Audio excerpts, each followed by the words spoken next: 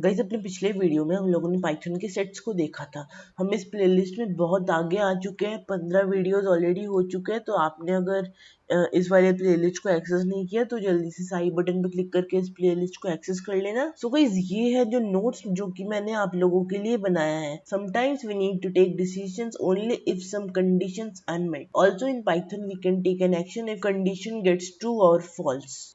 तो मैं अभी जल्दी से यहाँ पे tut15.py नाम के फाइल में आ चुका हूँ। और देखो मैं सबसे पहले कुछ वेरिएबल्स बनाऊंगा। मैं यहाँ पे n इक्वल टू मैं यहाँ पे 7 लिख दूंगा और i इक्वल टू यहाँ पे इंट ऑफ इनपुट डाल दूंगा। कुछ ऐसा सिंटेक्स होता है इफ एल्स का। मैं लिखूंगा इफ, उसके बाद मुझे कंडीशन देना पड़ता है। जैसे कंडीशन है if n is greater then i, मतलब अगर ये जो नंबर है ये अगर i से बड़ा है, उसके बाद हम लोगों को कोलन लगाना पड़ता है। उसके बाद जो हम चीज एग्जीक्यूट करना चाहते हैं वो हमको लिखना पड़ता है। तो मैं यहाँ पे लिख सकता हूँ print n is greater then i। तो ये कैसे हुआ?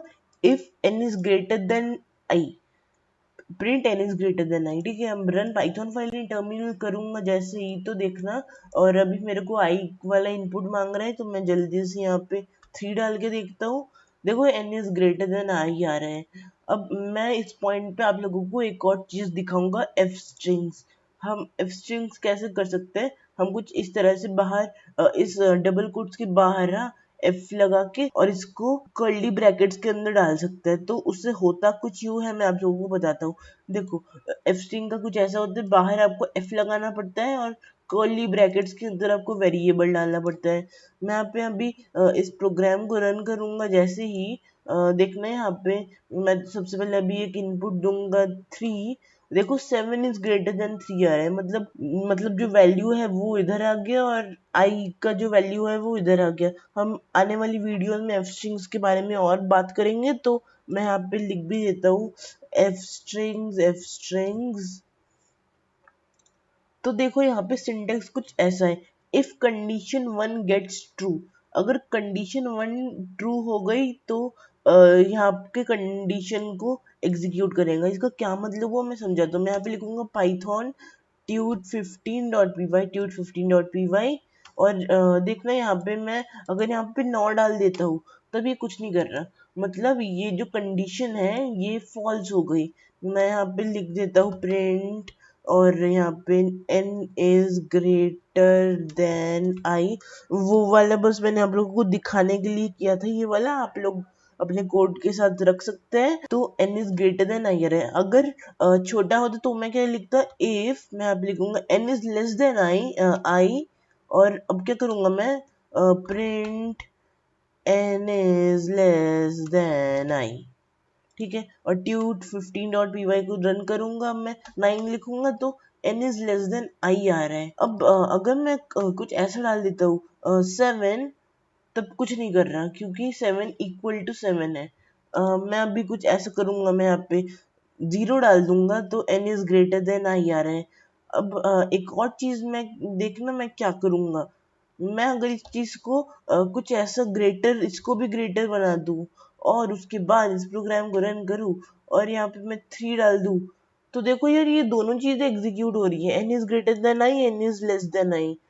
तो किसी एक को एग्जीक्यूट करना चाहते हैं ना हम। अगर ये वाली कंडीशन ट्रू हो गई तो इस वाले को एग्जीक्यूट करो, वरना अगर नहीं हो फिर एल्स में आ जाओ। एल्स क्या होता है वो दिखाऊंगा आप लोगों को। अब बस हम बस चाहते हैं कि जो कंडीशन हो रहा है उसी को आप चेक करो, तो इसलिए हम लोग एलिफ लगाते हैं। एलिफ मतलब एल्स इफ, जैसे जावास्क्रिप्ट में ये एल्स इफ होता है, पाइथन में ये एलिफ होता है। तो मैं यहाँ पे लिख दूंगा एलिफ और यहाँ पे इसको ऑफ कोर्स यार इसको लेस देन कर दूंगा, print n is less then i। अब run Python file in terminal करूंगा और अभी मैं 3 डालूंगा, तब देखना 3 डालने पे क्या होता है। 3 डालूंगा, n is greater then i, मतलब एक्चुअली होता क्या, जो पहला वाला जो कंडीशन चेक हो गया, मतलब वो कंडीशन अगर ट्रू हो गई बस बाकी सब कुछ जो है उसको खत्म कर दो, उसको मत देखो है। और अगर मैं कुछ ऐसा कर देता हूँ n is less then i, तब देखना मैं यहाँ पे मैं लिखूंगा पाइथन tut15.py और यहाँ पे 9 डाल दूंगा और यहाँ पे n is less then i आ रहा है। और एल्स दिखाता हूँ आप लोगों को, अगर इनमें से कोई भी ना हो, जैसे अगर मैं एल्स एल्स में डालूंगा मैं, और मैं यहाँ पे डाल सकता हूँ print n is equal to i. तो देखो या तो बड़ा होगा या तो छोटा होगा या फिर इक्वल टू होगा, ऐसा थोड़ी ना हो सकता है कुछ और होगा।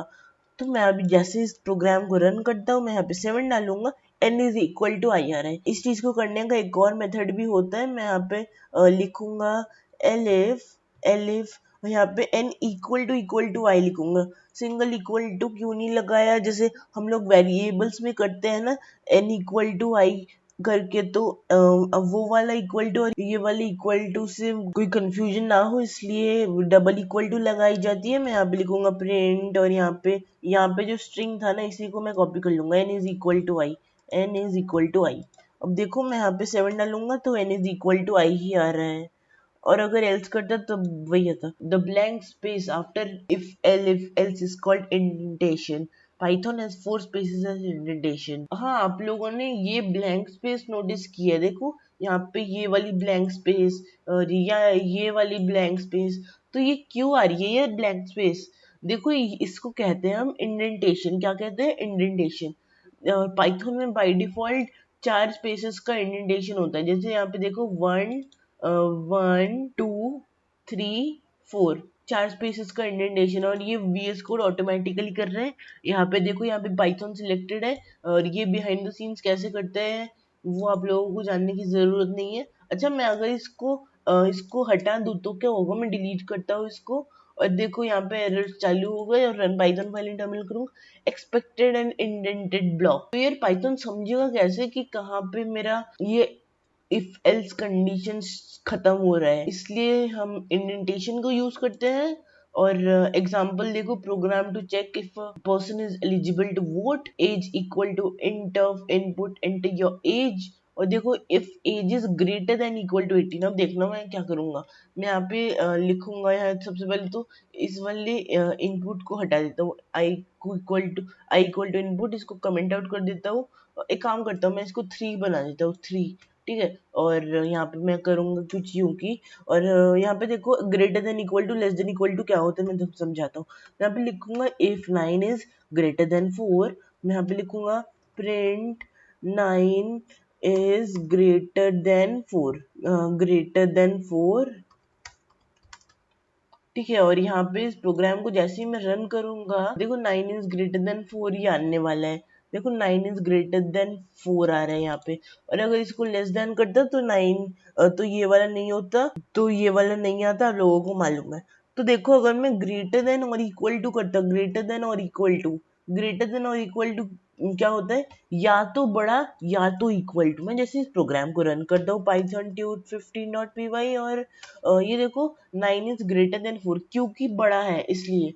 मैं अगर इसको 10 कर देता हूँ तब ये नहीं काम करेगा, क्योंकि ना ही ग्रेटर देन है और ना ही इक्वल टू है, बस n is greater than i आ रहा है। अब देखो अगर मैं इसमें 9 भी डाल दूं, ग्रेटर देन इक्वल टू 9, तब देखना ये आएगा, क्योंकि 9 इक्वल टू 9 है। अब देखो यहाँ पे मैंने प्रोग्राम में कर, if age is less than और equal to 18 you can't vote, if age is greater than equal to 18 and age is less than 120। अब and एक कीवर्ड है पाइथन का, और यहाँ पे देखो you can vote else, अगर 120 से बड़ी उम्र बताई तो you can't be that much old। अब मैं आप लोगों को जो कीवर्ड्स है ना वो बाद में बताऊंगा। एलिफ स्टेटमेंट यहाँ पे देखो, यहाँ पे if कंडीशन 1 कोड, फिर एलिफ कंडीशन 2, एलिफ जितने चाहे मन मर्जी एलिफ्स लगा सकते हो। If first condition gets false, second condition.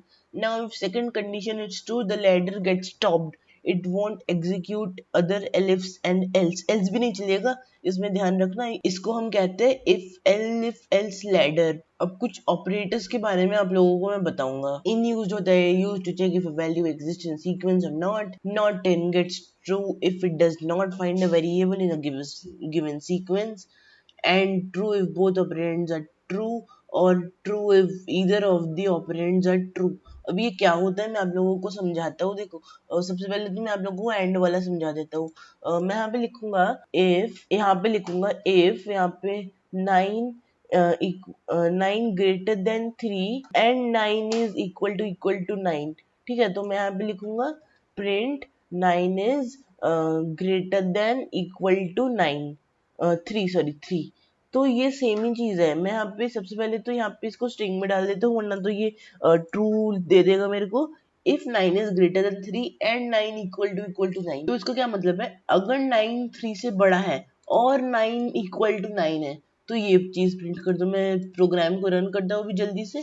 9 is greater than equal to 3 आ रहा है, और अगर इसको 9 इज लेस देन और इक्वल टू 10 करता तब ये चीज प्रिंट हो जाती। मैं यहाँ पे देखो, यहाँ पे रन करता प्रोग्राम को तब भी आ रहा है। अब ये देखो यहाँ पे एंड दिखा दिया आप लोगों को। ये देखो यहाँ पे इन दिखाऊंगा, use to check if value exists in a sequence और नॉट।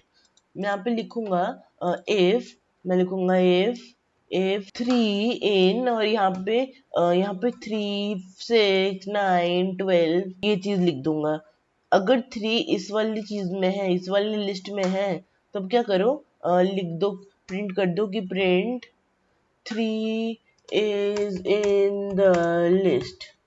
ठीक है, और अगर है तभी प्रिंट करेगी, वरना नहीं प्रिंट करती है। Not in if it does not find a variable in a given sequence. देखो यहाँ पे कौन सा नंबर नहीं है, यहाँ पे 15 नहीं है। मैं यहाँ पे लिखता हूँ, इन दोनों को डुप्लीकेट कर लेता हूँ सबसे पहले, और यहाँ पे मैं लिखूंगा इफ 15 इन लिस्ट, तो ये प्रिंट करो, तब तो ये बिल्कुल भी नहीं प्रिंट करेगा। और नॉट इन लिखूंगा तब देखना, तब ये प्रिंट करेगा।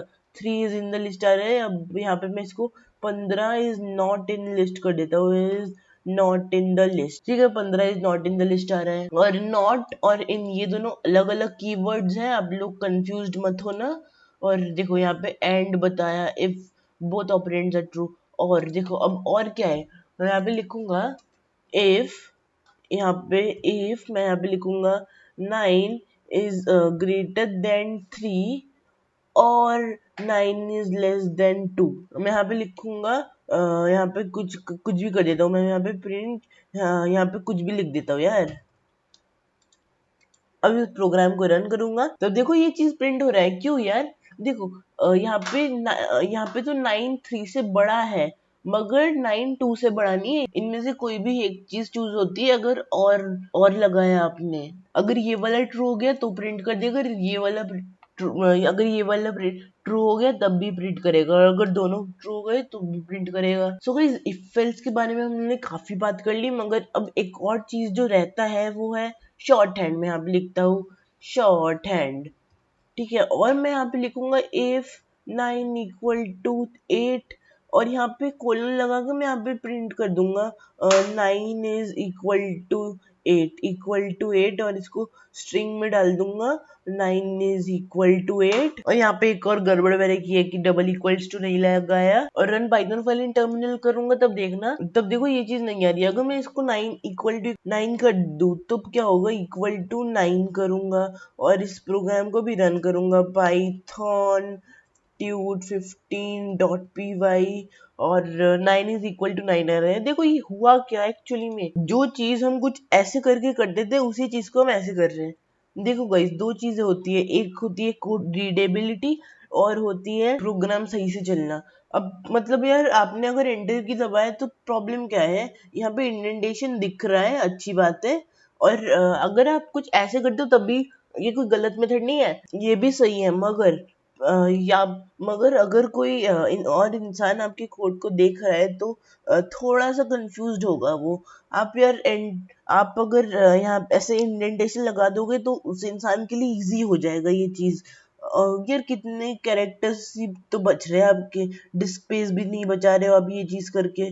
कुछ ही तो कैरेक्टर्स बच रहे हैं, ये देखो 4 कैरेक्टर्स। तो मैं आप लोगों को रेकमेंड करूंगा कि शॉर्ट हैंड बहुत ज्यादा ना यूज करें। यूज कर सकते हो वैसे, बहुत ज्यादा भी मत यूज करना कि आपकी आदत लग जाए शॉर्ट हैंड्स के साथ। अब गाइस, मैं आप लोगों को देना चाहता हूँ एक क्विज। तो ये क्विज ये है कि क्विज मैं यहाँ पे लिखूंगा, और यहाँ पे लिखूंगा, देखो, write a Python program that takes 6 numbers as input, now display the greatest number entered by the user, use the shortest method. अब शॉर्टेस्ट मेथड यूज करो, आप जैसे भी करके छोटा सा सबसे मेथड यूज करो, और कमेंट करके बताओ इसका सोल्यूशन। लोग वैसे भी कोई कमेंट नहीं करता है, बहुत बुरा लगता है। तो आप अगर नहीं चाहते कि मेरे को बुरा लगे तो कमेंट करके इसका सोल्यूशन बताएं। 2000 years later. सो गाइस, आशा करता हूँ कि आप लोगों ने कमेंट कर दिया होगा, और अगर आपने सच्ची मुच्ची में कमेंट किया तो दिल से थैंक यू। अब यहाँ पे मैं 6 नंबर्स लूंगा एज इनपुट। मैं यहाँ पे लिखूंगा n1 equal to int of input enter number 1, ठीक है। और यहाँ पे क्या करूंगा, मैं डुप्लीकेट करता रहूंगा, ठीक है।